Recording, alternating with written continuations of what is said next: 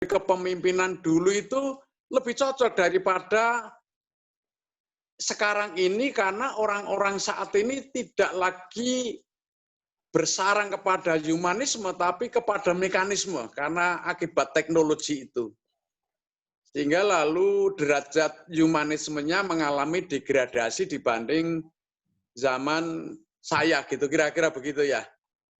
Dan pengunggulan hidup itu dulu bukan uang, tetapi sekarang ada kecenderungan bahwa pengunggulan hidup itu ke arah uang. Maka tidak asing kalau orang terlalu mencintai uang itu adalah sumber kejahatan. Tetapi ingat bahwa orang yang tidak punya uang sama sekali itu bisa menjadi orang jahat juga. Ya kita tahu loh bahwa uang itu bukan segala-galanya, tetapi ingat juga bahwa uang itu berakibat terhadap segalanya juga, kan begitu ya. Nah, ini barangkali yang akan saya sampaikan begini. Saya pernah memberikan slide 2 lembar, yaitu konsep-konsep kepemimpinan.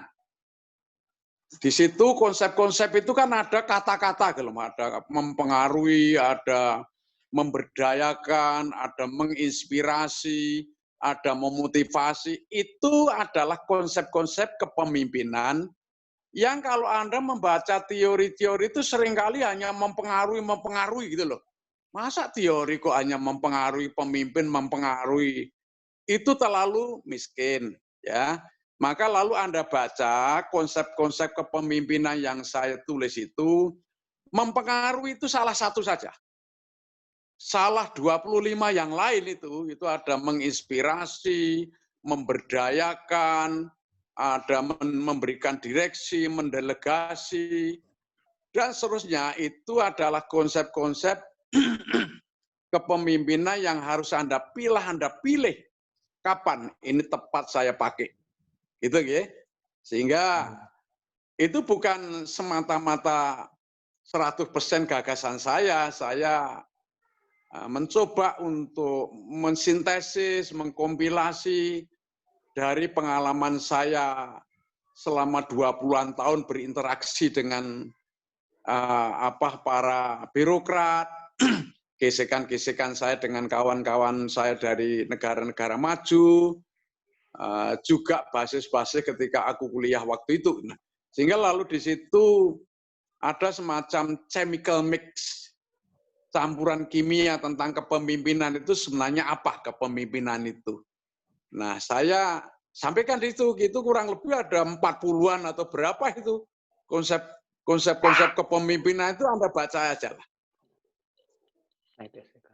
Nah, mungkin kalau masih ada pertanyaan ya silahkan saja itu. Sebelum saya melanjutkan kepada model-model kepemimpinan yang sudah saya tulis ada 16, tentu saja Anda membacalah, bukan saya yang membaca gitu ya, karena model-model kepemimpinan itu kan ada yang saya buat hanya 1 slide, ada yang sampai 5 slide itu karena karena nggak tahu itu, aku punya subjektivitas itu harus saya buat lebih rinci gitu aja.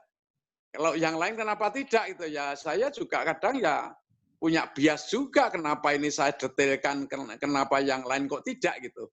Tentu saya beralasan karena yang saya buat agak rinci itu nampaknya ada gunanya gitu loh. Tetapi bukan yang tidak rinci tidak ada gunanya sama sekali, umpamanya Anda lihat nanti satu slide saja kepemimpinan klasik atau otoriter itu kan tidak banyak saya. Ya karena memang itu ya ada gunanya, cuma gunanya degradasinya sudah luar biasa. Kalau zaman kerajaan dulu mungkin itu paling penting gitu, tapi sekarang mungkin kepemimpinan otoriter itu ya masih lihat situasi, tetapi paling-paling efektivitasnya tinggal 10% atau berapa. Sementara konsep-konsep kepemimpinan yang lain itu sudah mulai merebak karena sesuai dengan perubahan zaman. Kira-kira begitu. Mungkin ada pertanyaan dulu dari konsep-konsep yang saya tuliskan itu. Nanti literaturnya saya berikan ya Mas, minggu depan saya sedang menyeleksi ini karena ada 2 buku yang harus Anda baca itu. Yaitu tulisannya Blanchard karena dia konsultan kepemimpinan yang beratus-ratus negara dia gulati, sehingga itu nilainya tidak sekedar idealis, tapi juga ada yang sifatnya praktis, itu pragmatis maksud saya. Ada pertanyaan dulu dari konsep-konsep itu? Dari saya, Prof. Ya, silakan. Saya Joko Purwanto. Mas Joko ini di mana ya, Mas Joko? Di Jogja atau? Di FIK, Prof. Iya. Saya itu yang saya ingat hanya uang.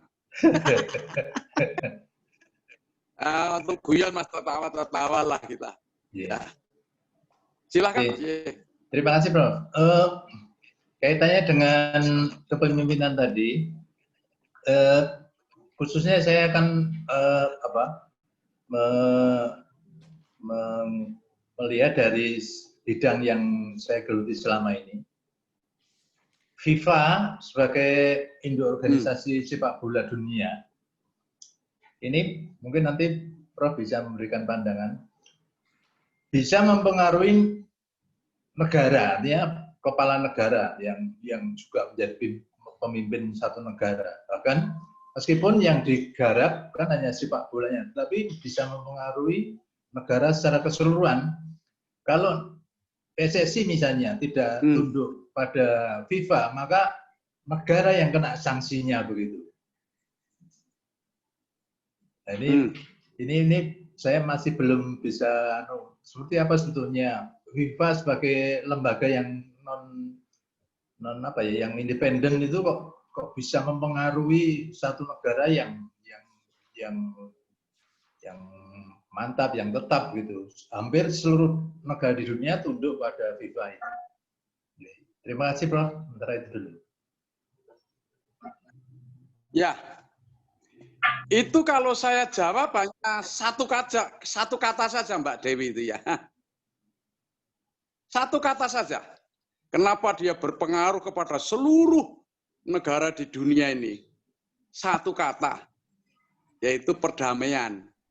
Karena siapapun yang mendengung-dengungkan perdamaian pasti akan diangkat tinggi, Mas. Sehingga kalau Anda mencermati sepak bola, basket, dan seterusnya, itu kan sebenarnya itu kan simbol-simbol perdamaian ya. Sehingga lalu bahkan siapapun yang bisa mengibarkan bendera merah putih itu kan banyak dilakukan para olahragawan itu, Mas. Bukan profesor ini gitu loh. Nah, karena itu saya anggap karena olahraga ini adalah simbol perdamaian, maka semua kepala negara pasti menghargai. Gitu. Karena olahraga ini ternyata mempunyai sisi yang sangat positif, yaitu adalah bagaimana membuat dunia ini damai. Meskipun dengan saling mengalahkan, tapi mengalahkan dalam situasi perdamaian kan gitu kan. Oleh karena itu lalu presiden-presiden di dunia atau raja-raja ini lebih patuh kepada FIFA daripada kepada organisasi-organisasi yang mungkin sudah diwarnai oleh kepentingan-kepentingan politik. Nah itu kira-kira jawaban saya itu, Mas. Sehingga lalu tidak satu pun negara menolak itu. Saya lihat begitu dan karena itu membawa misi perdamaian olahraga itu. Dan sayangnya di negara kita ini tidak terlalu menghargai orang-orang yang punya prestasi olahraga. Padahal olahraga itu jelas punya keterbatasan waktu. Sampai berapa umur dia untuk masih pintar olahraga sepak bola, lalu basket, lalu tenis, dan sebagainya itu punya durasi waktu.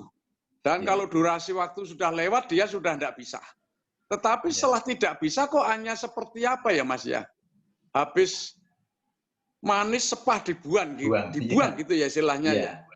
Nah, itu suatu perilaku yang menurut saya adalah nista gitu.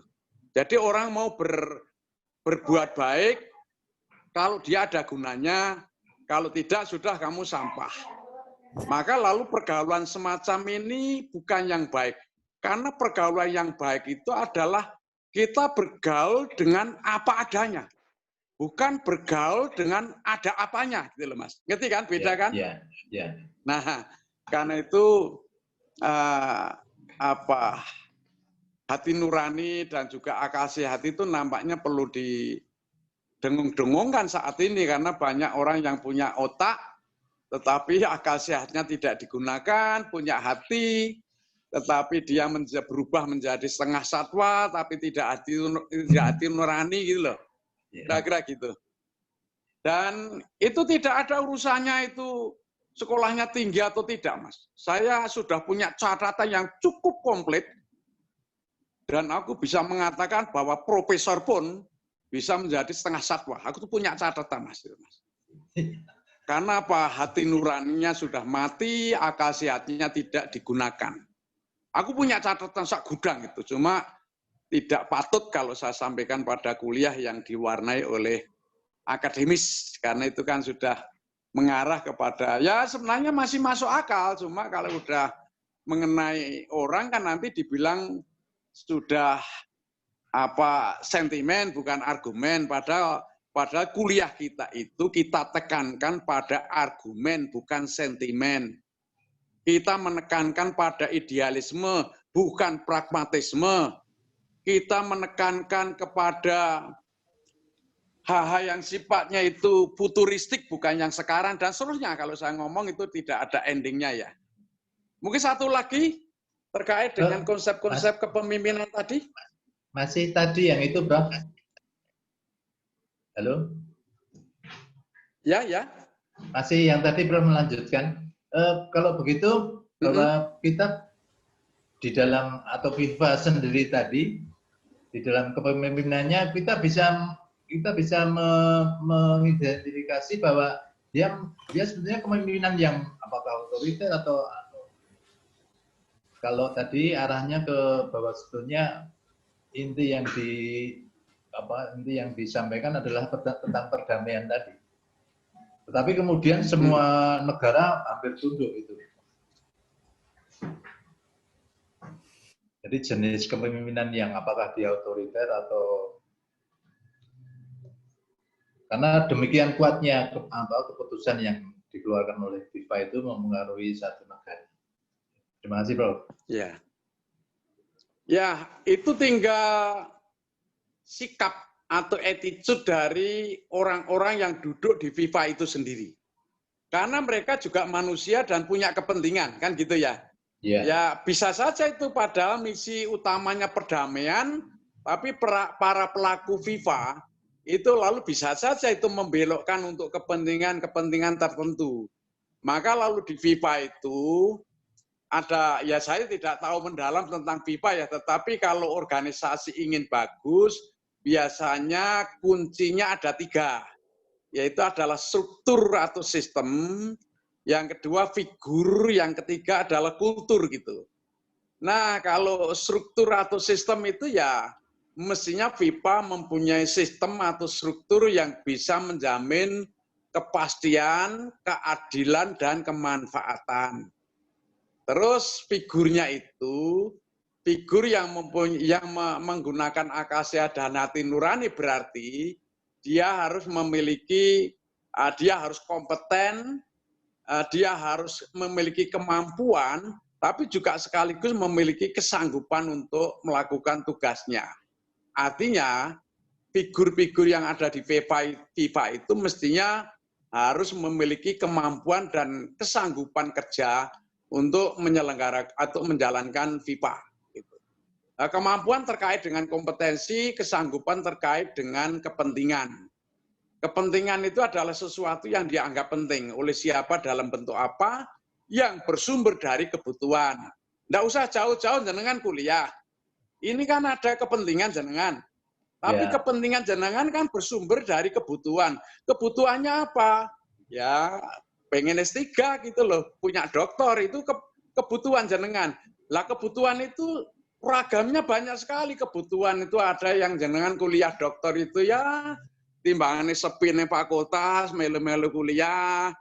Ada juga yang itu ya kamu harus ikut S3, kalau tidak nanti akan ada sanksi ini. Ada juga yang memang dari dalamnya ada minat untuk ke lulus S3, ada juga karena dorongan istrinya, suaminya, nggak tahu saya. Tapi Anda kuliah ini pasti berdasarkan kebutuhan. Kalau tidak ada kebutuhan, ngapain kuliah ini? Mendingan uang 1 semester 9 juta untuk beli sate, untuk beli gudeg, gak keluarga saya enak timbanding ngomongke Pak Slamet sing ora jelas iki. Nggih. Terus yang kedua, yang ketiga ya kultur. Kultur itu adalah kesepakatan kolektif. Artinya gini loh, kita disiplin, masuk pada jamnya, ya itu kultur, sudah kesepakatan kultur lah. Kalau tidak menepati berarti sudah melanggar kultur yang ada, budaya yang ada. Tentu ada sanksi dong kultur itu, ya sanksinya tidak akan formal, tapi sanksinya yang moral, sanksinya ya etik.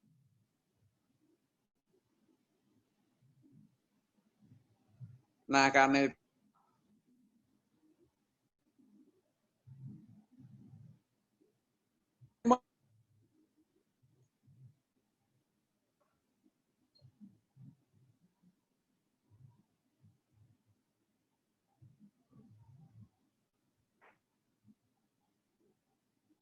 apakah kabupaten kebudayaan milik struktur atau sistem yang kokoh. Yang kedua, milikilah figur SDM yang memiliki kemampuan dan kesanggupan yang tinggi.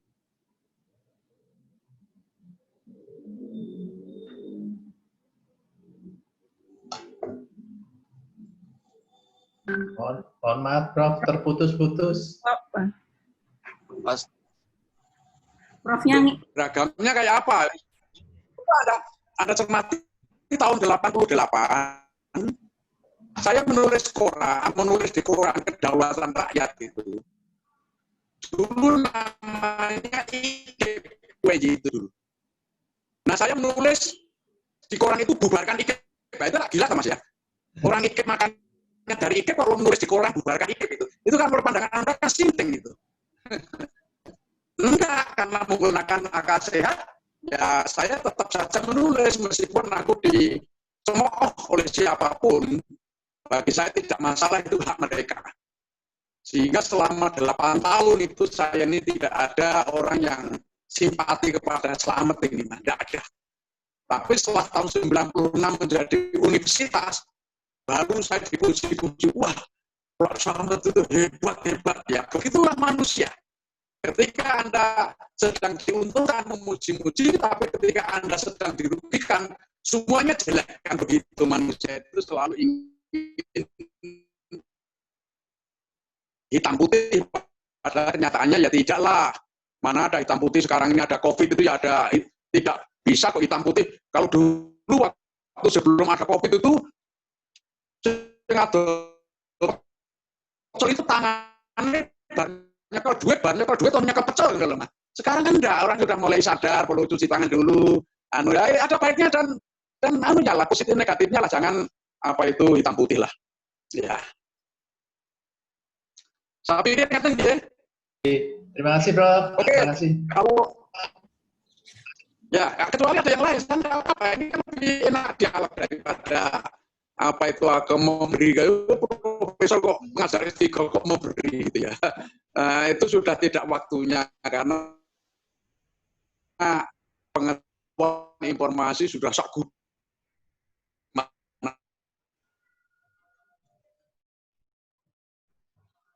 Jadi perlukan adalah bagaimana kita diskusi ini, menganalisa, lakukan kreasi, inovasi, dan seterusnya yang tentu saja kita ingin mengalami progresi. Jangan stagnasi, apalagi regresi.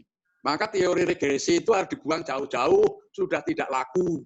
Karena perkembangan sekarang itu tidak linier, tapi banyak yang sifatnya eksponensial. Gitu loh. Nah, ini aku sudah berani loh Pak menentang itu loh Mbak. Ya, artinya Prof. Slamet kok ngomongannya kok kendel banget ya Mbak ini ya. Enggak, saya ini pakai akal sehat saya. Bahwa orang setuju dan tidak, aku enggak masalah, itu hak mereka. Tetapi kalau saya punya gagasan yang sekiranya patut untuk sebarluaskan, kenapa tidak? Karena manusia itu sepinter apapun, kalau Anda itu hanya memahami untuk dirimu, menghayati untuk dirimu, nggak ada gunanya kok. Dikatakan ada gunanya ketika Anda sudah melaksanakan, karena akan ada manfaatnya atau mudaratnya kepada orang lain. Yang lebih bagus lagi kalau Anda sudah mampu pada level yang paling tinggi, yaitu menyebarluaskan, menyiarkan, sharing. Nah, itu sudah orang paling hebat itu, Mbak. Tapi yang di-sharing apa dulu, kalau enggak pinter kan nggak bisa Anda sharing itu ya. Oke, kalau tidak ada saya teruskan. Model kepemimpinan pertama itu ada Mas, Mbak. Itu kalau saya tulis itu banyak itu per model itu, tapi kan masa saya memberi kuliah S3 kok detail kayak memberi kuliah S1 gitu ya. Ya makanya Anda lah yang mencari, tetapi saya hanya memantik saja supaya Anda menggali lebih dalam. Sekali lagi mungkin pernah saya katakan bahwa dari 16 model itu bukan satu model lebih baik dari yang lain, tidak. Ada saat-saat model tertentu itu patut dipakai, tapi model yang lain belum tentu kalau tepat dipakai. Ya, model yang pertama adalah model kepemimpinan klasik. Yang tidak lain tidak bukan itu adalah bentuk-bentuk kepemimpinan otoriter, direktif, lalu juga mungkin dominatif. Prinsipnya, yang berhak menafsirkan kebenaran yang sah adalah sang pemimpin. Bawahan atau pengikut hanya patuh buta. Anda tidak usah bertanya, lakukan ini. Nah, ini jelek atau tidak ini, Pak? Nah, itu ada zaman kerajaan dulu. Oh, jangan zaman kerajaan, mau sekarang saja pemimpin otoriter seperti Korea Utara itu kalau Anda membantah, pasti dibunuh Anda. Wong saudaranya saja dibunuh karena ingin melengsarkan dia kan. Jadi memang kepemimpinan otoriter ini kelemahannya adalah yang berhak menafsirkan kebenaran yang sah itu adalah hanya sang pemimpin. Yang lain tidak boleh. Maka itu terjadi zaman kerajaan, zaman sekarang ya Korea Utara itu, atau mungkin juga ada sejumlah negara yang masih otoriter. Bahkan kita juga pernah dilabel bahwa zaman almarhum Pak Soeharto juga demikian. Ya orang kita itu kan mau mengkritik kalau orangnya sudah mati, kan begitu kan? Tapi kalau orangnya masih hidup kan saja, tapi udah mati. Wah bagus, dulu dia adalah pemimpin yang bagus. Nah, sudah mati orangnya. Tidak ada gunanya dong. Mestinya kalau memuji, mencaci maki, ya pada waktu hidup dulu lah. Kita harus fair gitu loh. Anda tidak boleh mendoakan siapa-siapa, tapi ketika masih hidup kamu tidak mencintai, ngapain mendoakan itu? Susah itu Mbak, kita itu hidup kadang-kadang lebih banyak paradoknya itu daripada realitasnya gitu. Ya memang kita seringkali beragama terlalu jauh kita, lalu hanya spiritual, istilahnya hanya ritual, tetapi aktualnya tidak atau kurang diperhatikan. Nah intinya begitu, kepemimpinan klasik atau otoriter atau direktif atau otoriter ya kerajaan-kerajaan lah itu bawahan harus patuh buta gitu aja. Lah apakah itu jelek atau tidak tergantung gitu loh. Kalau Anda melihat kepemimpinan Lee Kuan Yew Singapura, itu kan otoriter itu.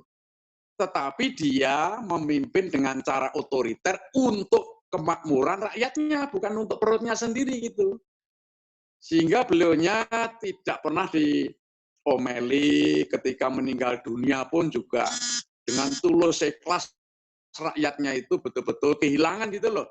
Jangan seperti kita kalau orangnya hidup dicaci maki, setelah mati, wah dia pemimpin yang baik, omong kosong gitu Mbak. Ya itu. Ada pertanyaan ini terkait dengan ini?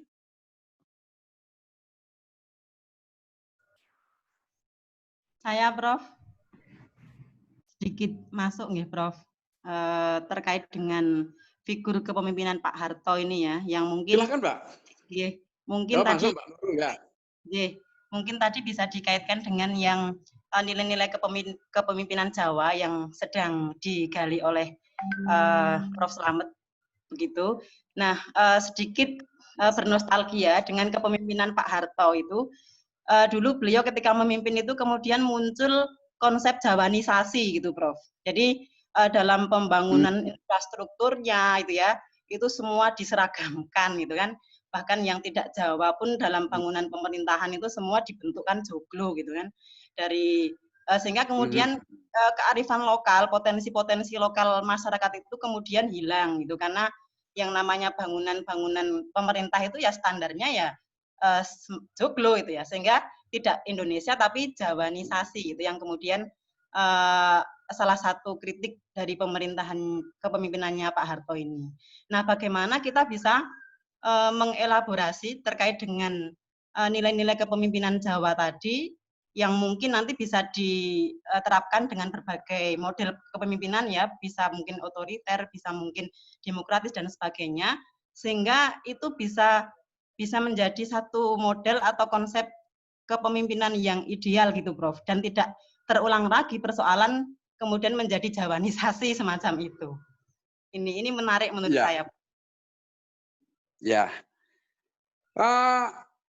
komentar saya begini ya Mbak Nurul ya, Pak Harto itu janganlah dihitam putihkan.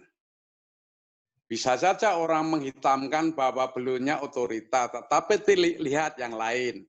Sisi positifnya, pembangunan ekonomi baik, koruptor itu ya tidak sedahsyat sekarang, lalu apa ya prinsipnya beliaunya bukan hitam putih mesti otoriter jelek, enggak juga, karena beliaunya juga paham kok bahwa bangsa Indonesia itu belum terdidik.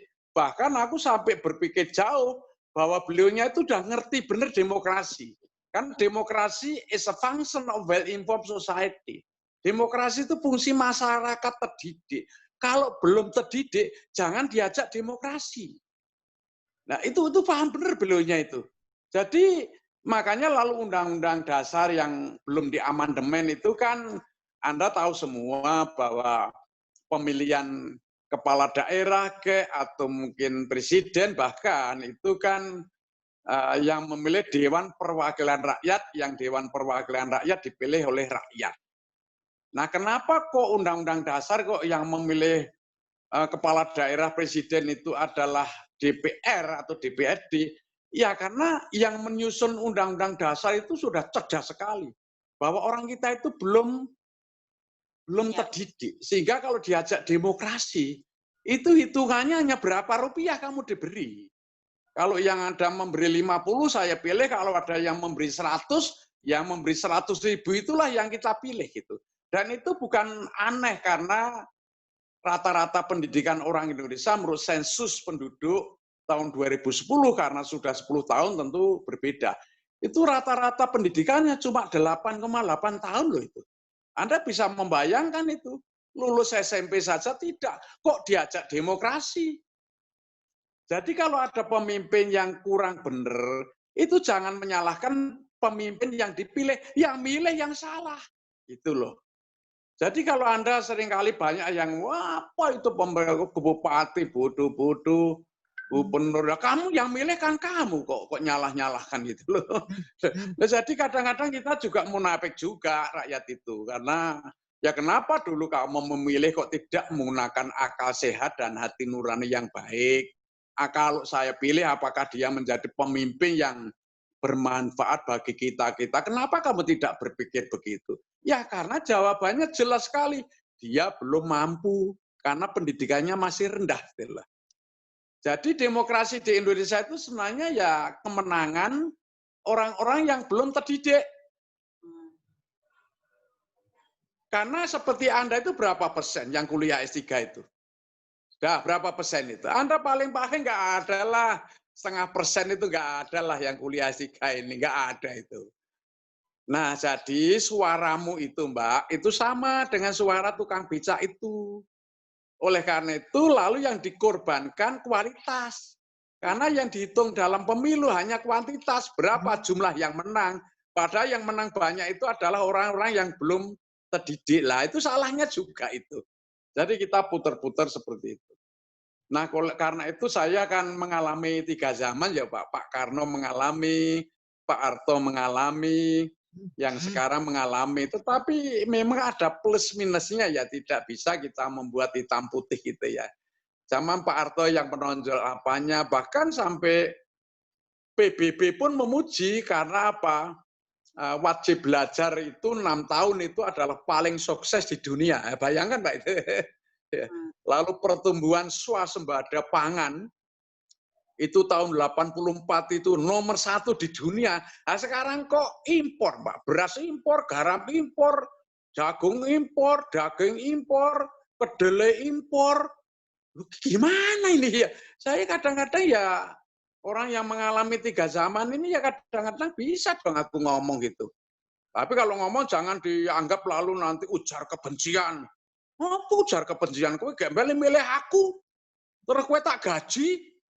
Kok aku ngeritik diujar kebencian? Bodohnya Raja Amak itu loh, Pak. Nggak habis pikir. Kita kan yang memilih mereka. Bupati, wali kota, gubernur, presiden. Kan kita yang milih menteri. Kita bayar lagi.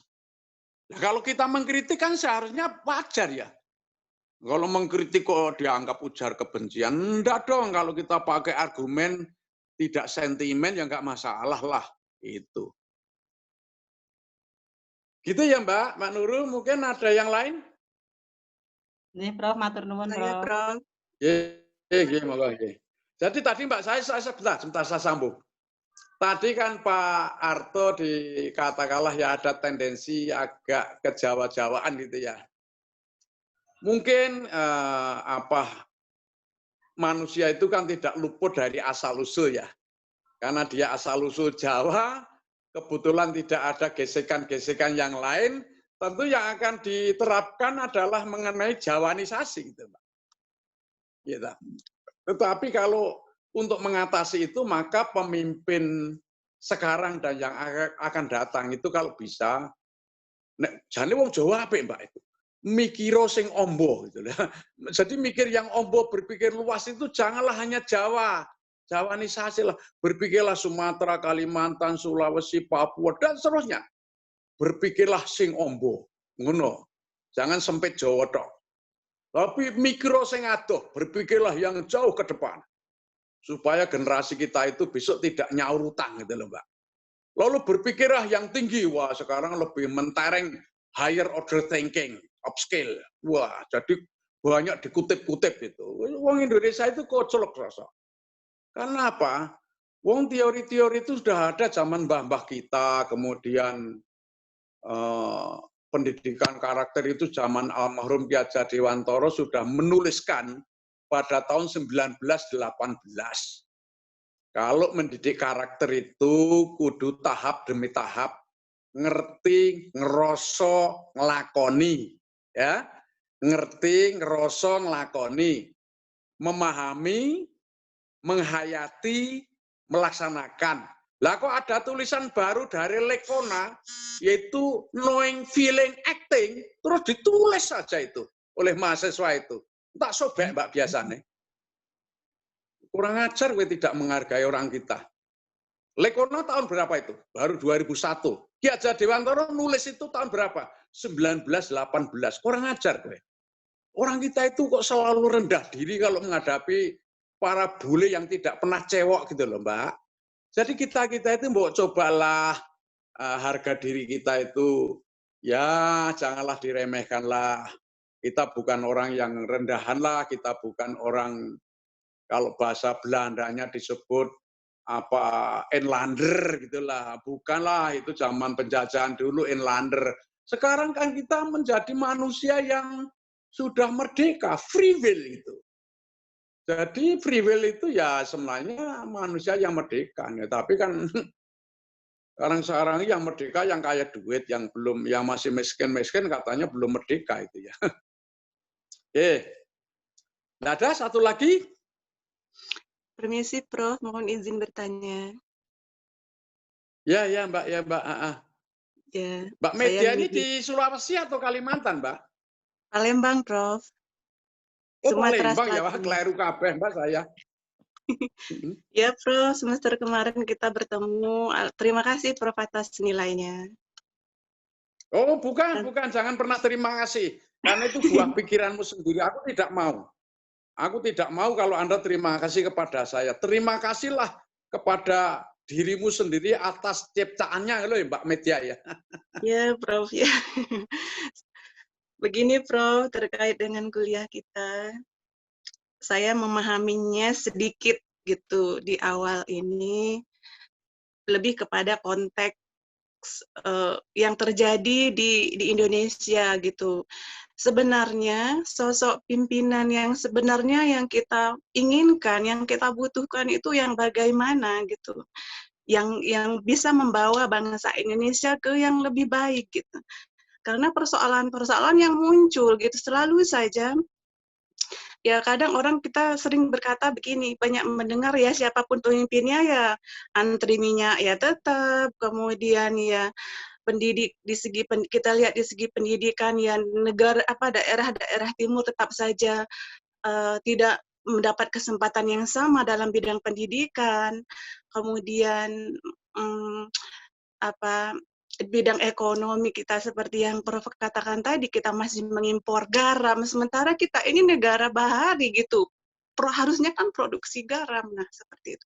Belum lagi persoalan-persoalan mental pemimpin, banyak pemimpin-pemimpin yang masuk penjara, yang tersandung kasus korupsi dan sebagainya. Gitu. Nah sebenarnya sosok yang bagaimana yang kita inginkan gitu, yang kita butuhkan itu supaya lebih baik, karena ya kalau kita mengikuti janji kampanyenya itu sudah perfect gitu kan, tetapi apakah itu sudah terrealisasi gitu. Jadi kita sebagai orang bawah ini kan jadinya bingung gitu. Menurut kita sudah bagus gitu, tetapi kenyataannya tetap saja tersandung, ada saja persoalan-persoalan yang muncul di kemudian. Demikian Prof, mohon koreksi kalau saya memahaminya salah. Terima kasih. Oke, Mbak Media. Memang begini ya, menjadi pemimpin itu tidak mungkin akan memuaskan semua orang. Itu dicatat dulu ya. Itu penting sekali. Tidak mungkin akan memuaskan semua orang karena setiap orang itu mempunyai kepentingan yang tidak sama, dan karena itu kalau menjadi pemimpin itu katakanlah 90% saja puas dengan pemimpin, oh amat bagus itu. Itu satu. Terus ditanyakan sebenarnya sosok pemimpin yang seperti apa yang supaya bisa memajukan Indonesia ya. Tolong nanti dibaca pada konsep-konsep kepemimpinan yang saya tulis, ada 2 slide itu. Kalau tidak keliru ada kurang lebih 40-an, 50-an kata lah. Ya, pemimpin itu bukan sekedar hanya mempengaruhi kan, teori-teori kepemimpinan itu kan bolak-balik leader are those who can influence gitu. Anulah kita punya wawasan yang luas itulah. Pemimpin tidak hanya mempengaruhi saja, tapi juga memberi inspirasi. Pemimpin itu juga harus mengayomi ya, ini bahasa Jawa, Pak. Mengayomi itu tahu ya. Kalau mengayomi itu menenteramkan yang dipimpin itu. Tapi semua dari sekitar 50-an kata-kata atau konsep kepemimpinan yang saya tulis dalam 2 slide itu, satu kata yang amat penting, yaitu bahwa pemimpin yang baik harus membawa perubahan. Perubahan itu artinya dari miskin menjadi tidak miskin, dari belum terdidik menjadi terdidik, dari kurang sehat menjadi sehat. Pokoknya esensinya membawa perubahan. Perubahan itu adalah kejadian. Berubahnya sesuatu yang awalnya seperti itu menjadi sesuatu yang awal lain gitu. Itu perubahan. Nah, oleh karena itu kalau kita itu ingin memilih sosok pemimpin, apakah dia itu membawa perubahan atau tidak itu, memang itu harus ada track record, harus ada bukti-bukti ya. Nah sayangnya di Indonesia kita belum menggunakan sistem yang saya katakan tadi, bahwa untuk membangun bangsa Indonesia itu kita harus punya sistem yang kokoh. yaitu sistem yang menjamin kepastian, keadilan, dan kemanfaatan. Nah, kita belum punya itu. Sehingga lalu menjadi pemimpin itu ya semaunya pemimpin karena sistemnya belum kokoh, belum bisa mengendalikan sang pemimpin itu. Bahwa sistem itu pasif, ya yang aktif orangnya, sehingga seringkali muncul istilah-istilah man behind the gun. Bukan the gun-nya yang akan membunuh manusia. Man-nya itulah yang akan menggunakan senjata untuk membunuh manusia. Tetapi tadi sudah saya sampaikan ke Pak Joko, kalau tidak keliru, bahwa kalau ingin membangun suatu entitas, organisasi, institusi, apakah kabupaten, provinsi, apakah Kementerian Pendidikan, apakah universitas, ya 3 hal tadi. Sistem atau struktur, figur, yang ketiga kultur. Tadi sudah saya sampaikan ya Mbak ya itu ya. Iya, betul, sudah. Ya, jadi 3 hal itu tidak bisa salah satu atau salah 2. Sistemnya bagus, figurnya bagus, kalau kulturnya tidak bagus, oh tidak bisa itu. Banyak kultur itu kesepakatan kolektif ya. Mari kita disiplin, lalu ada yang disiplin, ada yang tidak ada bedanya punishment atau reward-nya. Ya orang akan menarik diri dari kedisiplinan. Ada orang korupsi dan tidak, ya tidak ada sanksi-sanksi yang jelas. Ya akhirnya seperti itu, saya itu orang tidak senang keluar rumah karena aku tahu dan sadar sepenuhnya bahwa orang Indonesia itu secara ukuran kriminal itu mayoritas. Jadi orang Indonesia yang asli itu yang di jalan-jalan itu Mbak, di jalan. Bukan di kantor-kantor ini, kucing-kucing dibedai yang di kantor itu. Kalaupun dia sopan-sopan itu hanya sopan-sopan palsu itu. Tapi orang Indonesia yang asli yang di jalan itu. Dia serakah, dia ingin seenaknya sendiri, ingin melanggar jalan, ingin menangnya sendiri, tidak ada toleransi, apalagi istilah kalau ada orang kesulitan, monggo, melane setan-setan udah minta pindah ke luar negeri. Karena setan-setan sudah tidak bisa mempengaruhi orang Indonesia, dan setan-setan itu merasa sudah terpengaruh oleh orang Indonesia yang konon sudah defisit, sudah minus moralnya. Ngono lho, Mbak. Iya, Bro. Wes ngomongannya kan orang Jawa nih ya, Mbak ya. Lo bagaimana, Mbak? Saya itu gesekan saya dengan luar negeri dan negara-negara maju berpuluh-puluh tahun aku memimpin orang asing saja. 14 tahun kok aku suruh Jawa nih, nggak bisa Mbak itu. Nanti saya akan dilawan oleh dulu orang-orang yang saya pimpin dari Inggris, dari Australia. Nggak bisa, saya harus menjadi manusia yang agak berpikir mendunia gitu ya. Oke, ada lagi? Terima kasih, Nah, Prof. Izin bertanya, Prof. Begini ya Mbak Anu tadi, Mbak Media. Ya, makasih. Pemimpin yang baik itu haruslah membawa perubahan. Untuk membawa perubahan itu, maka sang pemimpin itu harus menggunakan akal sehat dan hati nurani yang mendalam sampai akar-akarnya, yang tinggi. Lalu orang-orang pada mengutip higher order thinking, padahal itu dari Jawa mikir oleh dhuwur, berpikirlah yang tinggi. Kita harus berpikir yang jauh, ya, jauh ke depan, tidak jauh ke samping, tapi jauh ke depan. Kita juga harus berpikir luas.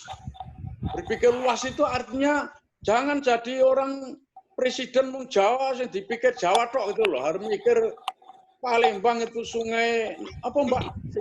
Sungai Musi, Prof. Sungai Musi ya. Saya kan sebentar lagi mau diundang di Bangka Belitung nanti Mbak, bulan Oktober ini. Nggak tahu ini. Kan masih COVID itu. Lalu kita juga diajak untuk berpikir yang majemuk. Jadilah manusia yang memiliki kemampuan berpikir majemuk. Jadi kalau jadi pemimpin namanya menteri atau presiden bahkan itu ya harus berpikir majemuk, berpikir Papua, Jawa, Sulawesi dan seterusnya yang itu tentu saja memerlukan wawasan. Kalau tidak punya wawasan, yang mana mungkin berpikir majemuk gitu loh. Nah, lalu yang terakhir ya berpikir luas, artinya kita jangan sampai menjadi manusia itu yang terlalu sempit, akhirnya menjadi manusia kaku. Kalau Anda ingin hidup bahagia, Mbak, berpikirlah yang lentur, berpikirlah yang luas, berhatilah yang apa istilahnya yang elastis, tapi jangan sampai plastis. Sebab kalau sampai plastis berarti kalau bengkok tidak lagi bisa lurus lagi. Tapi kalau elastis itu bengkok, ditinggal bebannya sudah lalu menjadi lurus lagi gitu. Nah, kira-kira jawaban saya itu Mbak Media. Kalau ada yang lain mungkin mau Makasih, bertanya? Prof. Ya, oke. Sudah yang lain? Izin Prof, saya Prof. Ya. Terima kasih Prof untuk waktunya. Untuk kepemimpinan mata kuliah pemimpinan ini sebenarnya kan sebenarnya sudah melekat pada masing-masing ya untuk jiwa pemimpinnya itu. Jadi masing-masing individu mungkin punya jiwa kepemimpinan sendiri-sendiri untuk digunakan entah itu di pendidikan maupun sekolah maupun di suatu lembaga. Nah, dengan prinsip itu kan ada saya pernah baca itu kepemimpinan itu ditakuti, dihormati, kemudian dicintai, Prof. Nah, untuk ketiga kata itu apakah bisa dipisahkan masing-masing atau harus ketiga-tiganya itu melekat biar menjadi pemimpin yang ideal, Prof? Terima kasih.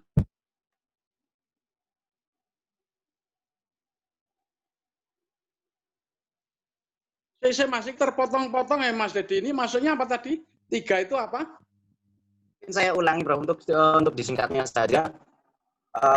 Kepemimpinan itu kan ada, pernah saya baca itu kan ada kata ditakuti, dihormati, dan dicintai, Prof. Nah, di situ apakah itu melekat ketiga-tiganya untuk biar bisa menjadi pemimpin yang ideal atau bisa dipisah-pisahkan, Prof? Ditakuti sendiri, jadi pemimpin ditakuti, pemimpin yang dihormati, dan pemimpin yang dicintai ya. Di situ mungkin tanggapannya, Prof.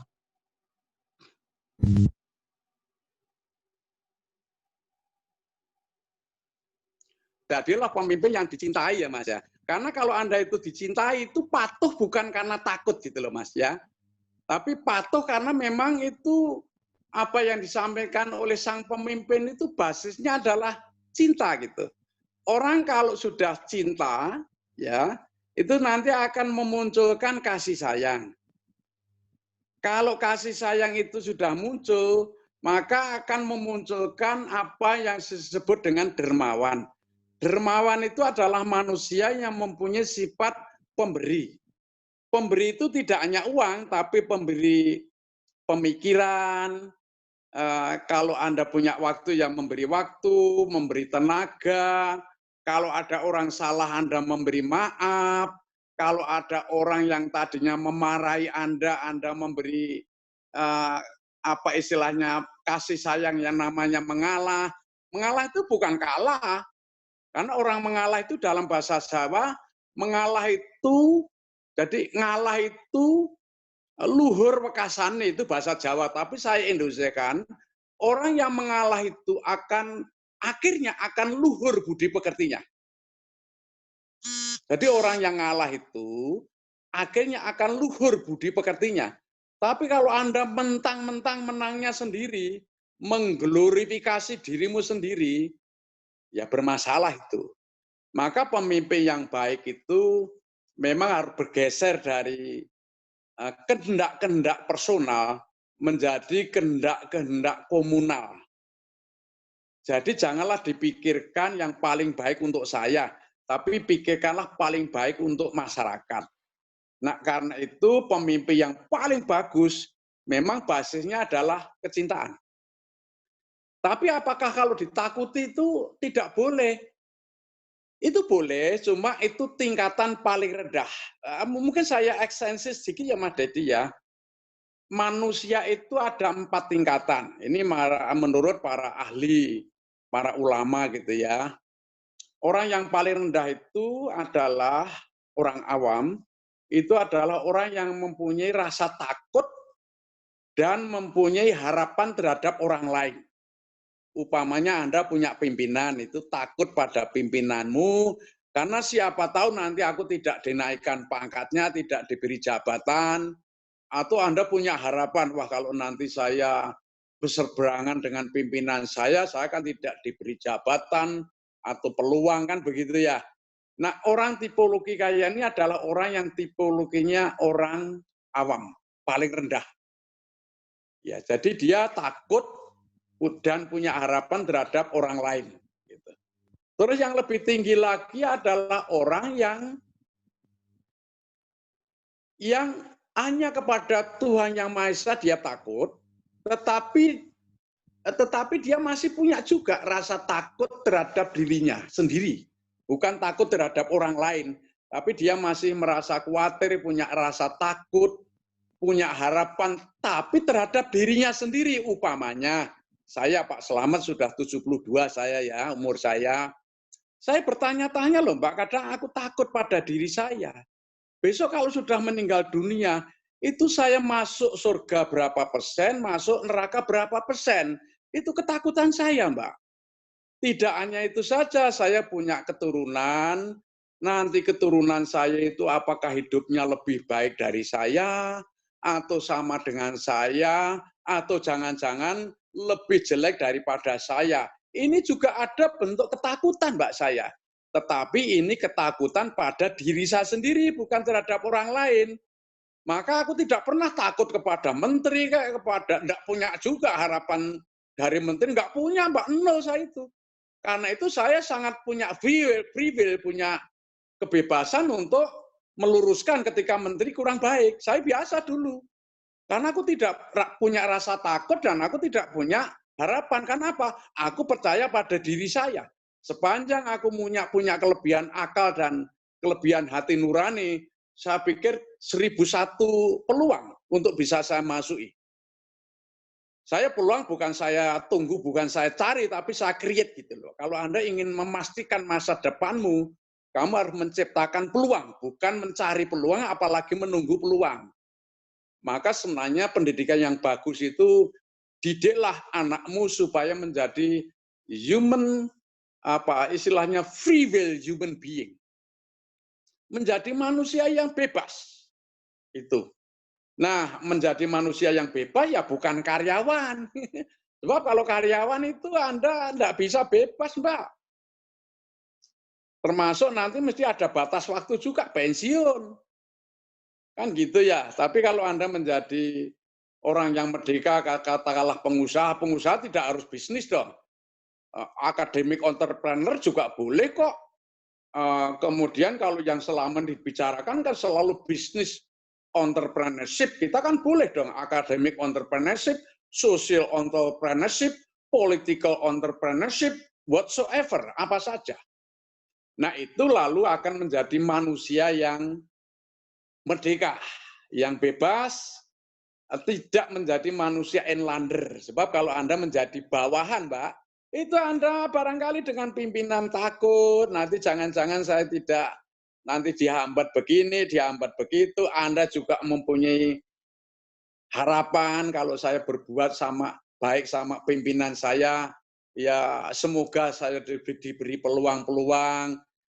Itu kan berarti hidupnya kan seperti kucing-kucing dibedai itu loh, Mbak. Jadi pura-pura baik, tapi sebenarnya di hati nuranimu tidak. Ini adalah paradok antara batiniah dan lahiriah. Dan itu adalah orang munafik.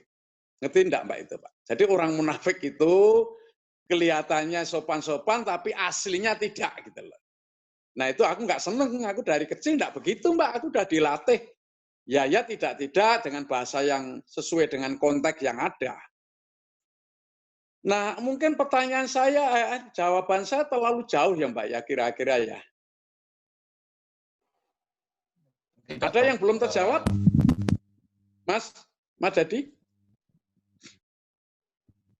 Cukup, Prof. Sudah ya? Kok terputus-putus ini? Sudah ya?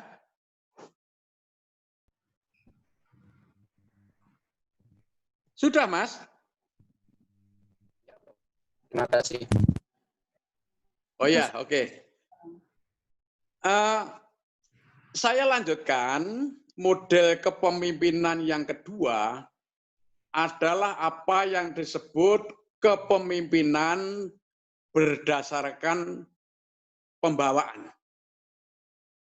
Dalam konsep itu, dalam model itu, bahwa pemimpin menjadi pemimpin itu sesungguhnya adalah pembawaan. Artinya sudah dibawa dari sejak lahir dia memang sudah jatahnya pemimpin gitulah. Lah saya tidak begitu setuju, tapi juga ada setujunya ya, karena kan makanya aku tidak mau menyebut teori. Saya menyebutnya model saja, karena model itu adalah sesuatu yang belum teruji keawetan kebenarannya selamanya gitu loh.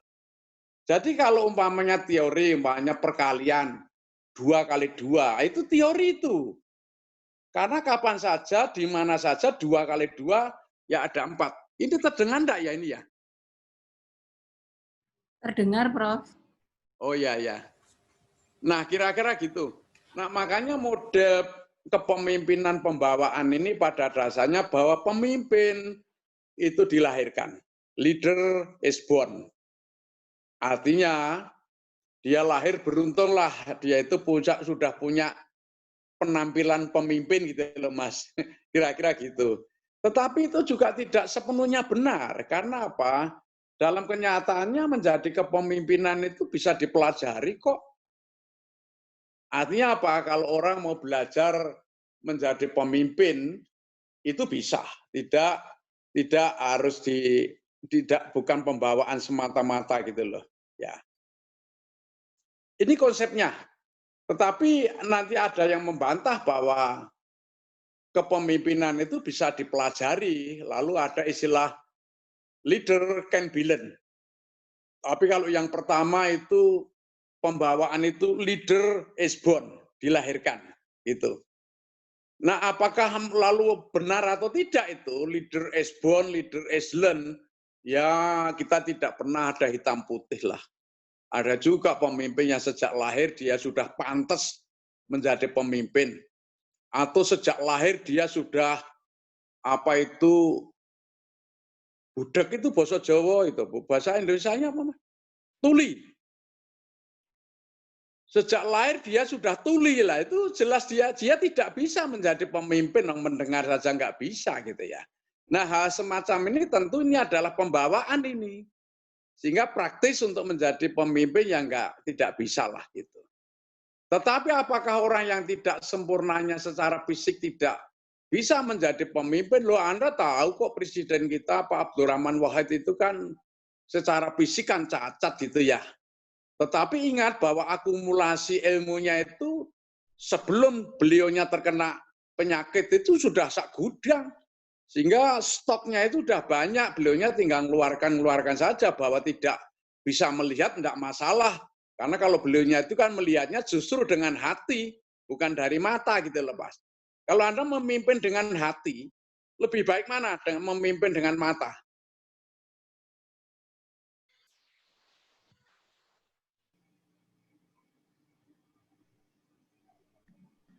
Lebih baik mana Mbak? Ya, dengan hati, Prof. Dua-duanya Nah, kan gitu kan. Maka ada konsep-konsep atau model leading by heart.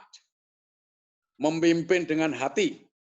Tapi ada juga service leadership, kepemimpinan dengan melayani. Walah, itu model-model itu sak gudang, Mbak. Makanya aku sudahlah enggak usah saya tulis semuanya, tapi baca saja konsep-konsep kepemimpinan yang saya tulis, Mbak.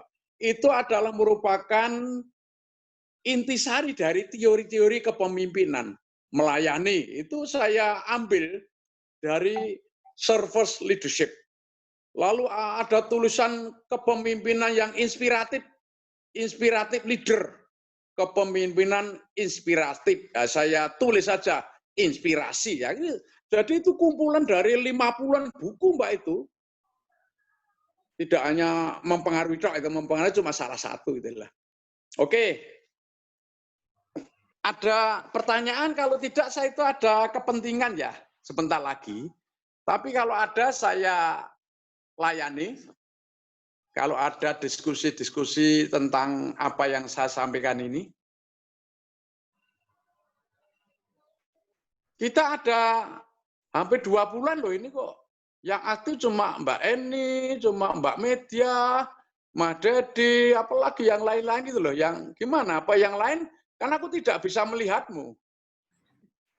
Ya bisa sih, cuma nggak tahu bahwa kamu memperhatikan dan tidak kan nggak tahu saya. Yang tahu kan Anda sendiri ya. Kalau partisipannya ada 20, Prof itu, Prof. Makanya yang bicara kok nanya Mas Joko, Mbak Eni, Mbak De. Ini yang 15-an kemana ini? Di mute, Prof. Boleh sedikit bertanya, Prof? Ya banyak boleh kok Mbak Eni. Ketika teori tentang bahwa pemimpin itu terlahir, apakah itu juga berdasarkan kisah-kisah terdahulu, misalnya raja itu turun-temurun, kemudian dapat wahyu, nabi, rasul itu dapat wahyu. Apakah teori itu muncul dari pengalaman-pengalaman dalam kehidupan itu, atau apakah relevan ketika itu diterapkan saat ini? Mungkin kalau dalam Islam, ya nabi terakhir itu Nabi Muhammad misalnya. Kemudian kalau Kesultanan Yogyakarta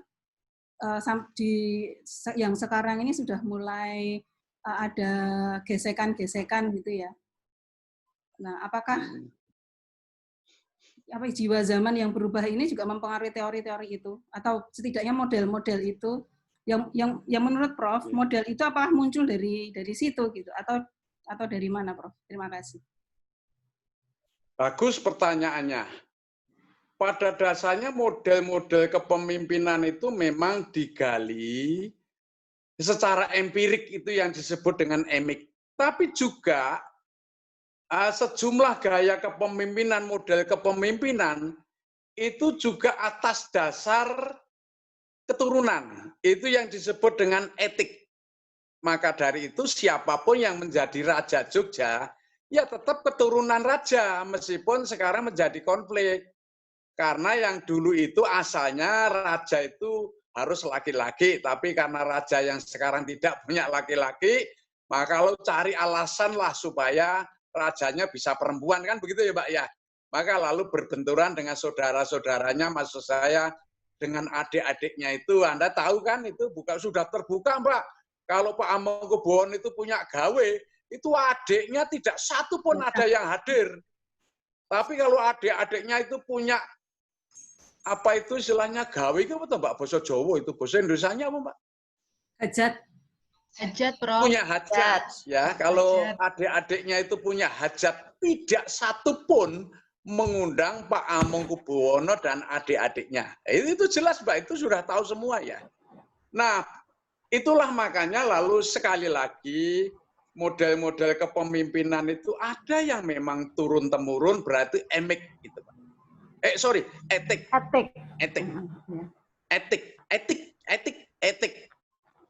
Etik Mbak Dewi. Artinya begitu ya, ini anak raja ya, entah pintar tidak, ya besok jadi raja. Kan sampai sekarang meskipun secara konstitusional tidak diakui, tapi kan secara etika diakui Mbak. Raja Cirebon nanti keturunannya ya anaknya, Raja Solo ya nanti ya anaknya, kan begitu.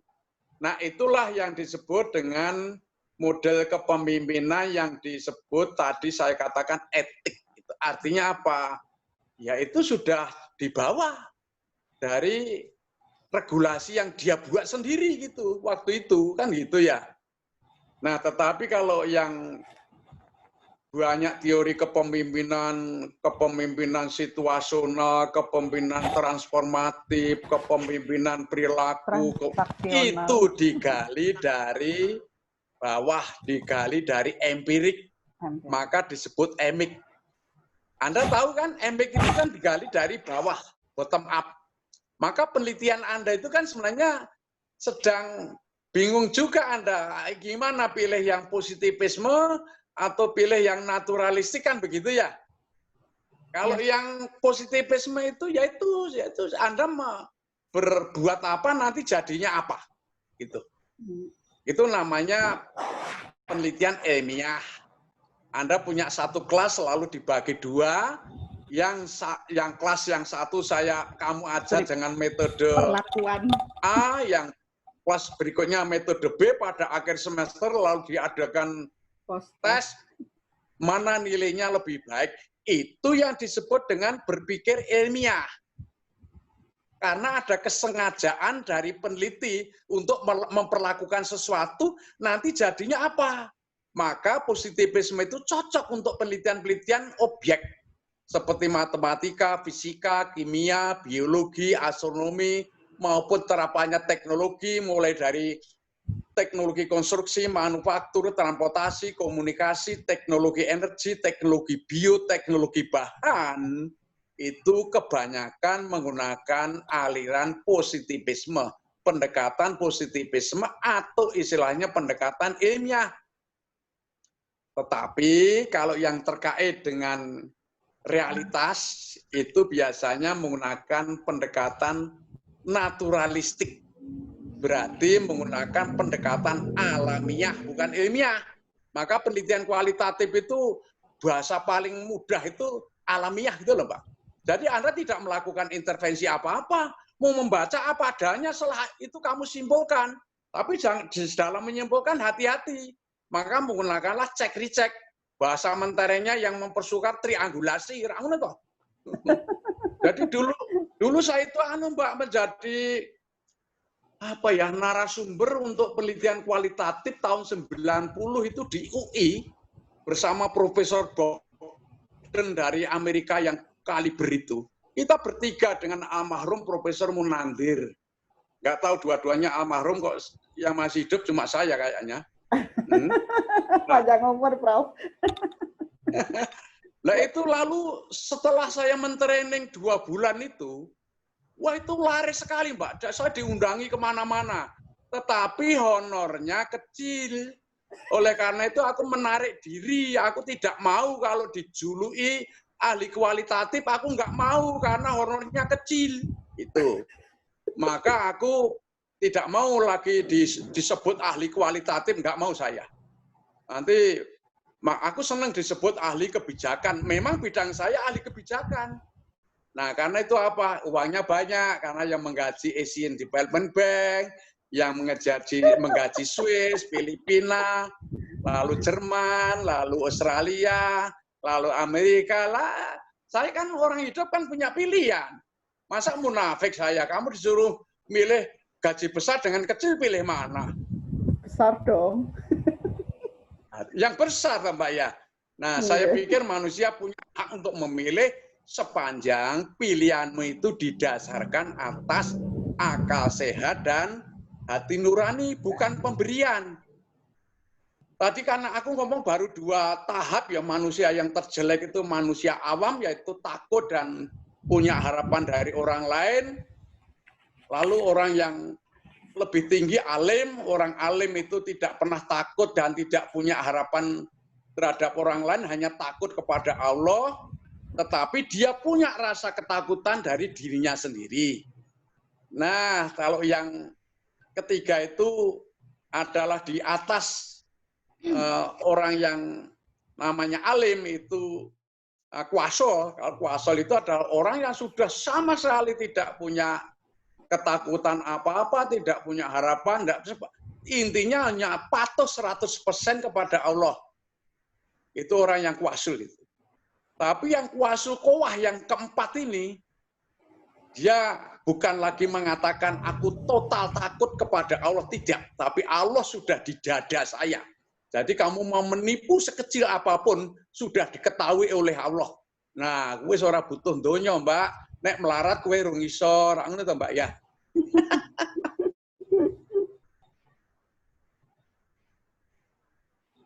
Satu lagi, Mbak, saya tampung pertanyaannya, satu lagi aja.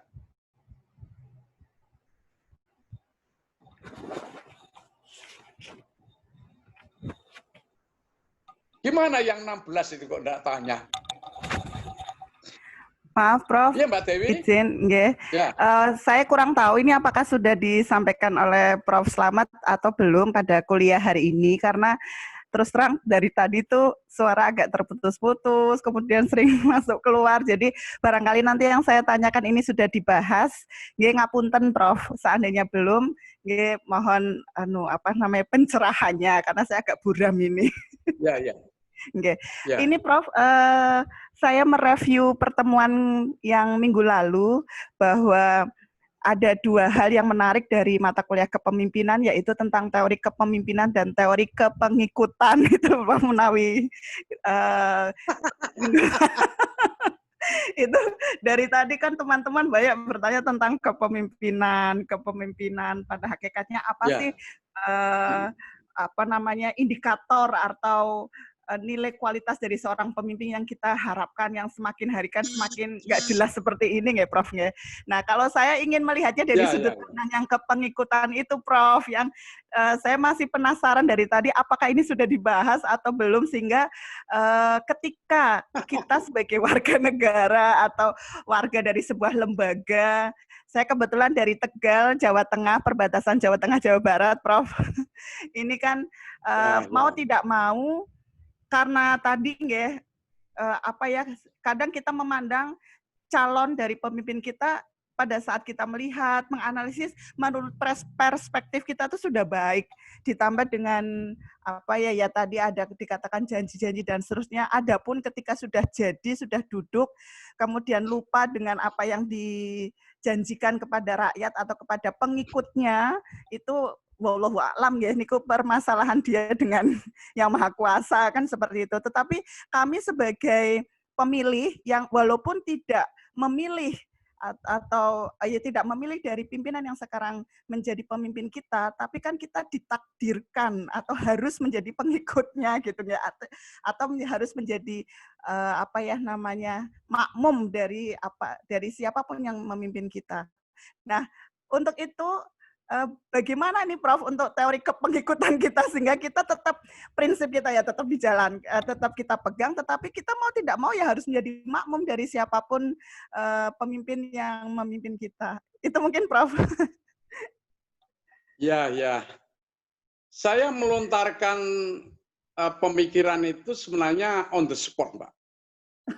Orang pada rame-rame teori kepemimpinan kok tidak ada yang membicarakan model kepengikutan gitu loh. Sebenarnya itu adalah hanya hasil dari buah pikiran yang sangat insidental dari diri saya. Karena kan punya sifat-sifat free will, Mbak, saya itu. Saya itu adalah, orang sudah tahu lah kalau kawan-kawan sekampus saya, Prof. Slamet itu orang yang terbiasa membiasakan yang tidak biasa gitu loh. Nah, karena itu muncul ide itu. Menurut saya begini, meskipun belum ada yang menulis, saya pun juga belum tentu kalau ada waktu menulis ya. Antara pemimpin dan pengikut itu kan sebenarnya satu hal yang tidak bisa dipisahkan. Kalau Anda mengaku pemimpin lalu yang dipimpin itu tidak bisa memimpin dirinya, malah melawan gitu ya. Kan tidak berhasil itu. Lalu konsep atau istilahnya model kepengikutan yang baik itu seperti apa? Kalau kita selama ini bolak-balik ngomong kepemimpinan tapi kok tidak pernah membicarakan konsep atau model kepengikutan gitu ya. Sudah saya tuliskan di situ karakteristik yang dipimpin dan saya pikir itu bisa dibaca ya Mbak ya, yang itu loh yang yang dipimpin itu kan sebenarnya kalau dikembangkan kan menjadi teori kepengikutan itu ya. Tapi kalau saya ambil saripatinya, pengikut yang baik itu adalah pengikut yang patuh terhadap akal sehat dan hati nurani.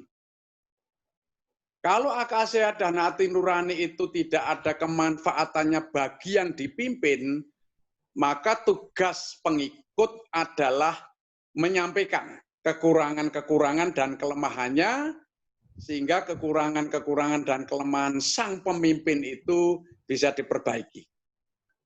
Nah, sayangnya karena kultur kita itu adalah kultur patronasi, maka lalu sang pengikut itu kalau pemimpinnya salah, itu diam saja. Nggak mau menyalahkan. Padahal menyalahkan itu bukan berarti salah. Hanya menggunakan bahasa yang baik saja. Karena di Indonesia, di timur negara timur ini, budaya timuran ini, Mbak, khususnya di Indonesia itu, antara apa yang disampaikan dengan cara penyampaiannya itu seimbang loh, Mbak. Kadang-kadang cara penyampaiannya lebih penting daripada yang disampaikan itu. Karena apa? Orang kita itu lebih berperasaan daripada berpikir. Nah, karena orang kita itu lebih banyak berperasaan daripada berpikir, ya maka seringkali kalau di seminar-seminar itu seringkali ada peserta yang bertanya kepada saya, umpamanya Prof. Slamet, begini ya, Prof kan bilang begini, begitu, gini, kalau saya kok saya rasa, gitu dia. Ya kalau dia ngomong saya rasa, rasain sendiri, aku tidak butuh perasaanmu, wong aku menggunakan otak. Ngono, Mbak. Benar, betul. Saya rasa, I think. Lah ya kan tidak bisa dong, I feel kira iso. Lihat saja seminar-seminar di luar negeri. Well, excuse me, sir. Well, I think. Mesti ngono, Mbak. Oh, excuse me, sir. I feel. Iya, kuwi. Jadi wis ora cetha, Mbak. Jadi kita kadang-kadang kita itu harus meluruskan kata-kata yang kurang pas. Kalau ada sesuatu yang salah kok Anda diam, berarti kan membenarkan kesalahan. Orang-orang yang tidak peduli terhadap kesalahan, itu namanya guru palsu, dosen palsu, profesor palsu. In English they call it fake professor. Fake, fake professor. Profesor palsu itu. Banyak sekarang mengajar kewirausahaan tidak pernah berusaha. Padahal mendidik kewirausahaan itu adalah mendidik anak untuk kaya. Sudah tidak pernah berusaha, dia miskin lagi. Bagaimana mengajar anak untuk menjadi kaya kalau pengajarnya melarat? Setuju, itu banyak ngapusi, Mbak. Jadi kita itu banyak guru-guru, dosen-dosen yang penipu, Mbak, kita itu. Aduh. Sengit ya, Pak, omongannya ya. Mantep, Prof. Saya orang Tegal, Prof, nggak apa-apa. Mantep. Ya, Mbak Eka, kerjanya di mana, Mbak? Di Universitas Pancasakti Tegal, Prof. Oh, orang Pantura itu kan ada keunikannya karena sering makan ikan, berarti omeganya bagus. Makanya saya cermati kan orangnya juga cerdas-cerdas itu loh. Amin. Tinggal kecerdasannya digunakan atau tidak, cuma itu aja. Pilihan, Prof.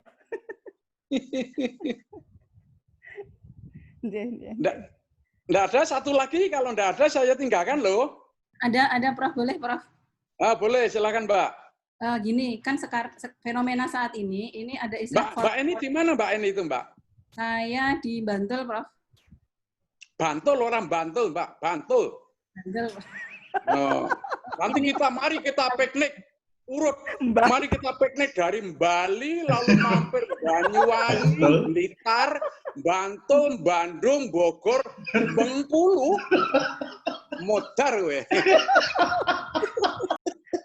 Asal muasalnya nopo nggih kok saged wonten M-nya gitu loh. Itu karena habituasi yang tidak pernah diluruskan. Jadi kamu ngomong saja sama orang Bali. Maaf sekali Prof. Slamet, itu tak penting, ngono ya. Gitu. Tapi kalau orang Jawa ini B mesti tambahi M, Bandung. Nanti D tempat saya ini deresan, ngono kuwi, Mbak. Memang itu wong Batak ya bodoh, wong Batak itu ngomong nama saya Selamat itu kalau manggil saya selamat pagi Prof Selamat gitu. Mat gitu loh Mbak. Bukan Mat gitu. Mas, nama saya bukan Selamat tetapi Selamat. Wah, maaf sekali Prof Selamat. Ulang lagi. Ya, Imun saya begitu. bertambah nih Prof hari ini. Dapat imunnya bertambah, ketawa terus. Ya, Anda ngomonglah dengan orang Makassar itu nggak bisa Mbak. Ngomong DAN dan ini dan itu ini dang itu. Maka kalau gedang ini gedang itu.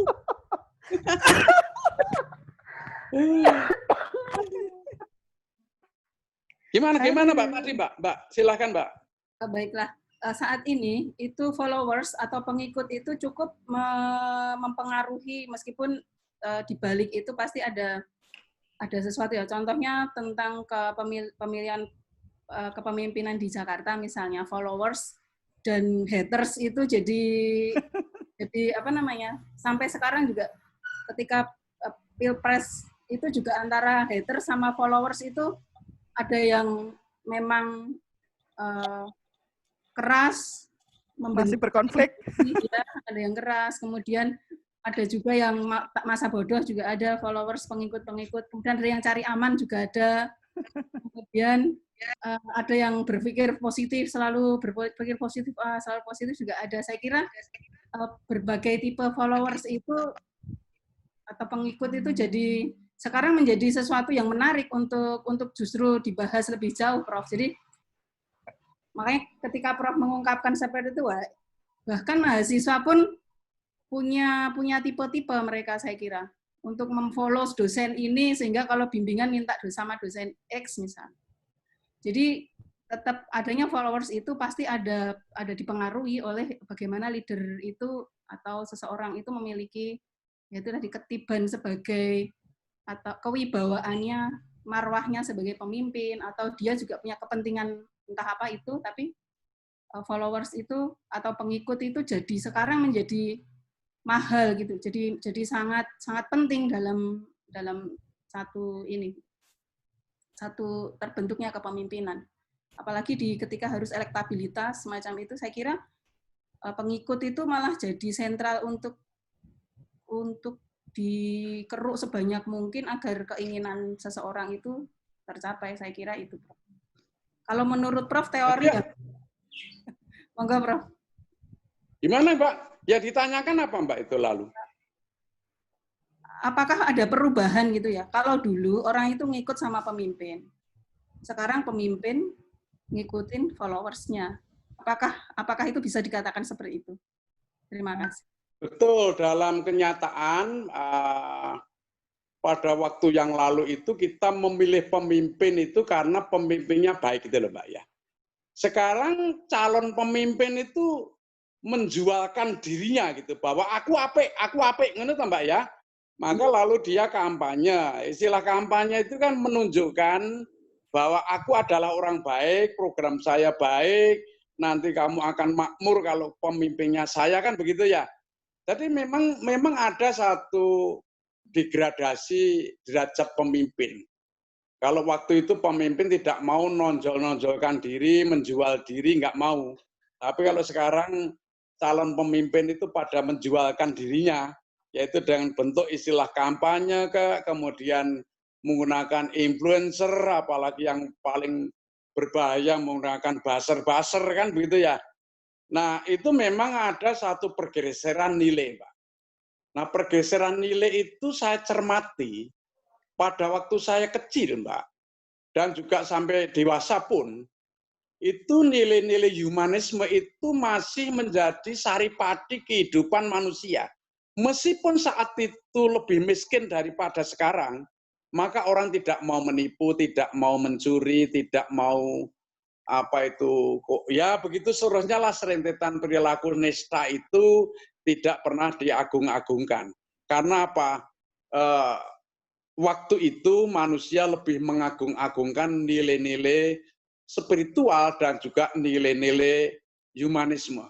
Jadi perilaku-perilaku agamis dan perilaku humanis waktu itu lebih diunggulkan daripada sekarang. Nah, kalau sekarang ini perilakunya perilaku agamis, perilaku humanis itu sudah mengalami degradasi karena nilai yang diunggulkan sekarang adalah nilai-nilai material dan juga materialisme dan juga nilai-nilai posesifme. Artinya, orang akan dianggap sukses apabila dia kaya uang dan juga karirnya atau jabatannya tinggi itu. Nah, ini sudah bertolak belakang dengan dulu. Karena padahal waktu itu orang lebih miskin, Pak, sehingga kalau Anda menaruh sepeda di luar rumah malam hari tidak dikunci pun tidak ada orang mencuri. Kalau sekarang ini barang sudah ditaruh di rumah, dikunci pintunya, masih dijebol, Mbak, itu. Nah, karena apa? Ada pergeseran pengunggulan nilai. Jadi sekarang ini nilai-nilai materialisme dan nilai-nilai posesifme itu diagung-agungkan sehingga sekarang merongrong nilai-nilai agamis maupun nilai-nilai humanisme. Dan aku kebetulan mengajar kewirausahaan, itu kalau saya tanya, siapa orang-orang yang sukses itu? Wah, Pak, apa itu Khairul Tanjung, Hartono, kemudian Mokhtar Yadi, kemudian pokoknya yang kaya duit gitu loh, Mbak. Jadi orang yang perilakunya baik tapi tidak kaya, itu tidak tergolong orang sukses. Ya, celaka toh, Mbak, itu, Pak. Padahal para pemimpin kita waktu itu, maaf sekali ya, sudah almarhum semuanya. Punya apa Pak Hatta almarhum? Ngatasi wakil presiden. Enggak punya apa-apa, Mbak.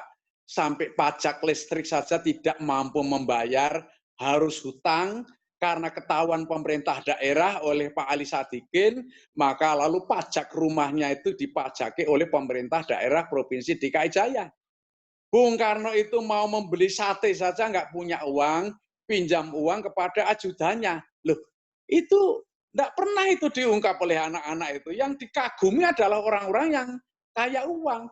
Sehingga menipu itu saat ini sudah menjadi habituasi, Mbak. Aku punya mahasiswa yang saya ramalkan akan menjadi perampok-perampok. Aku punya datanya. Dan itu saya keep diri saya sendiri.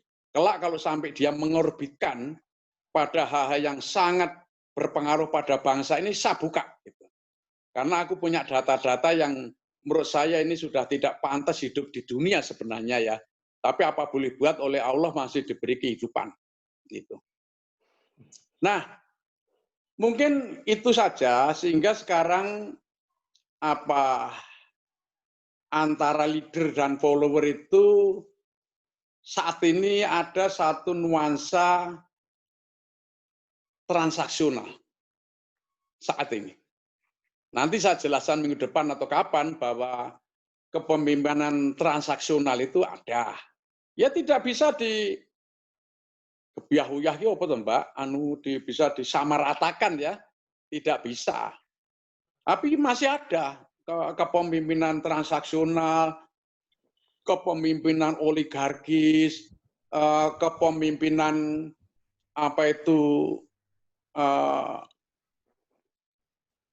hedonis, kemudian juga, saya punya catatan ragam kepemimpinan yang masih sangat merugikan rakyat dan dipraktekkan sekarang ini. Nah, oleh karena itu, ya dari mana memulainya gitu ya? Memang dimulai mestinya dari pemimpin formal, Mbak. Orang pemimpin formal itu kan punya otoritas. Nah, pertanyaannya punya abilitas tidak. Lalu orang-orang yang tidak punya otoritas, dia punya abilitas, tetapi tidak punya otoritas, ya tidak bisa berpengaruh. Maka yang diperlukan adalah kebersamaan antara otoritas yang kemungkinan tidak punya abilitas, lalu kepada orang-orang yang punya abilitas tetapi dia tidak punya otoritas, harus bergaul secara hand in hand, saling melengkapi. Itu bagus. Ya sayangnya sekarang malah seperti kayak musuh, Mbak. Jadi kalau ada orang memberi masukan juga kadang dianggap musuh. Gimana, kita kan dulu yang memilih kita. Kita kan yang memilih lalu membayar mereka. Gitu loh. Loh, kalau kita mengkritik itu kan hal biasa, jangan disebut ujar kebencian. Apa benci, ora cocok benci. Gendenge ra jama kuwi. Nggak boleh gitu. Kalau kita ada beda pendapat demi kebaikan publik, kita itu wajar dong meluruskan. Karena apa? Kita yang memilih mereka, apakah bupati, entah wali kota, gubernur, presiden, yang milih kan kita.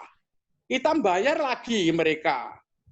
Nah, kalau mereka kita kritik wajar dong. Cuma kritik itu janganlah menggunakan kritik yang sifatnya itu tidak argumen, tapi sentimen gitu loh. Nggak bagus, karena aku pernah mengeluarkan ujian itu ya, Mbak ya. Ya, janganlah kita itu mengkritik itu dengan sentimen, karena sudah kelompok beda, agama beda, suku beda, lalu itu kan sudah sentimen. Tapi kita harus pakai argumen. Kalau mengkritik dengan argumen, berarti kebijakan-kebijakan dan program-programnya, bukan personanya. Gitu loh. Wes Mbak, saya mau ada acara rapat di luar rumah. Dan terima kasih atas partisipasinya. Tapi saya minta sekali lagi lebih banyak Anda diskusi ya. Saya menjelaskan model-model itu ya 10 menit cukup lah. Masa Anda sudah S3 kok saya beri. Itu kan ya nanti memalukan lah gitu. Kalau saya lebih cenderung Anda itu berdebat dengan saya, melakukan analisis kritis, Anda itu harus mengeluarkan gagasan-gagasan. Dan kalau Anda berbeda pendapat dengan saya, enggak masalah saya itu. Karena perguruan tinggi itu adalah tempat adu beda, adu pendapat, adu argumen. Kita di sini adalah tempat untuk mengasuh, dan mengasih masalah pikiran maupun hati. Jadi tidak masalah, Mbok, kamu menyalahkan saya itu. Nggak ada urusan saya sentimen. Sudah kamu nyalahkan saya, tidur gitu aja. Nggak ada urusan saya. Kan urusan saya kan ilmu. Kalau tidak ada saya urusan kamu dari Palembang, dari Sulawesi, kamu ngomongannya kasar, nggak ada urusan itu. Kita kan salahnya dilahirkan di Sumatera kamu. Saya juga begitu, salahnya aku dilahirkan di Klaten. Gitu. Jadi saya pernah ngomong dengan Ustadz apa benar kalau sholat di Masjidil Haram itu pahalanya sampai ratusan bahkan ribuan kali. Jawaban Ustadz itu benar, Prof, itu benar sekali. Kenapa Prof tanya? Salah, aku ngono kita. Loh, kok salah gimana? Nak ngono Gusti Allah diskriminasi, kenapa aku dilahirkan di Klaten? Aku kan tidak punya hak memilih untuk lahir di Klaten. Kalau memang itu sholat di Masjidil Haram itu pahalanya ribuan kali, aku minta dilahirkan di pinggiran Masjid Mekah itu loh. Ngono kuwi lho. Betul. Pripun? Iya. Tetapi kan Ustadznya bingung nih kok, Prof. Lah ya bukan aku bukan tokoh. Ya mungkin nek ngomong nih Joko dipendungi, Mbak. Tapi kalau di mimbar akademi nggak masalah, wong ini akademi kok. Kalau kamu melaporkan saya, yang dihukum kamu dulu.